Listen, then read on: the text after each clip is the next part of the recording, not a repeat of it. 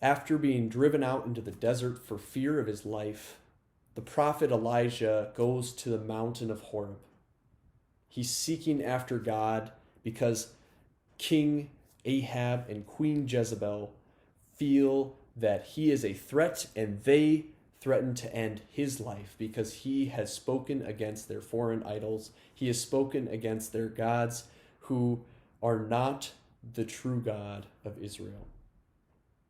He goes in need to this mountain, and there are many signs that accompany his trip. Once he gets to a cave, he experiences a strong wind that even crushes the rocks. He experiences a fire that is burning hot outside of the cave. He even experiences an earthquake that shakes the ground on which he stands. But God was not in any of those signs and wonders. But God came forth and encountered Elijah in this still, small voice. Still, small voice that spoke to him in the midst of the wilderness. And when he heard this voice, he covered his face with his cloak because he recognized that there was someone, something greater than him at that very moment. He was then sent forth to go and complete the mission that God had entrusted to him. But the reason that he was able to do that mission is because he was able to be humbled by the silent love of God.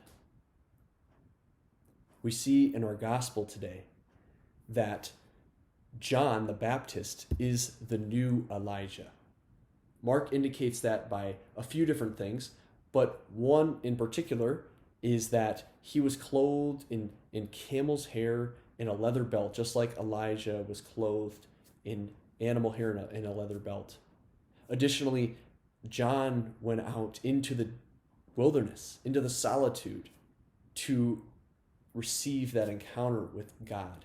He also did many different acts of penance so that he could be emptied of himself and receive the gift of God. John the Baptist, I imagine, lived in a cave, and just like Elijah, probably had a few moments, maybe one, maybe more, in which he covered his face as well, because he realized there was something greater here, and he was humbled by that silent love of God he experienced out in the wilderness. And so we see in both of these figures, these prophets, that not only were they humbled by that silent love of God, they experienced that personal love of God for them, but then they went out and they shared the truth, the good news, the gospel, that here is your God, the God of Israel. Behold, the Lamb of God becomes John's refrain. And they were able to do this because they had cleared the way for God to enter into their own lives.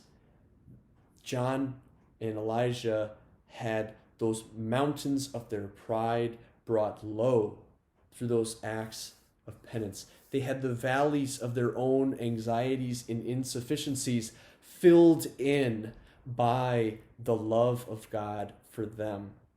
And because of that, they were able to stand atop of the mountains of their lives in their own sphere of influence and say, here is your God. And they were able to draw people to the one God. So what does this mean for us? What does this mean for us as Christians living in 2020 in the season of Advent? I believe that we ourselves are in a similar situation. There is lots of noise. There's lots of threats from the world. There's lots of fear, and there's lots of reminders of how weak and insufficient we are, especially in the midst of a pandemic. I believe that in this very time of Advent, that we can become prophets like John and Elijah. But it starts with entering into that solitude by doing those works of penance so that the Lord has a highway direct to our heart, that all of the distractions that we put up are cleared away by the Lord, and we receive that still small voice. That still small voice that tells us the Father's love for us. And then, once we do that, we can stand atop of that mountain and we can say to everyone who believes voices of fear, voices of paranoia, voices of hatred and anger that we hear in our politics with the pandemic and all these different places, we can allow others to shut out the voices that are not of God and hear that primary, still small voice speaking in their hearts.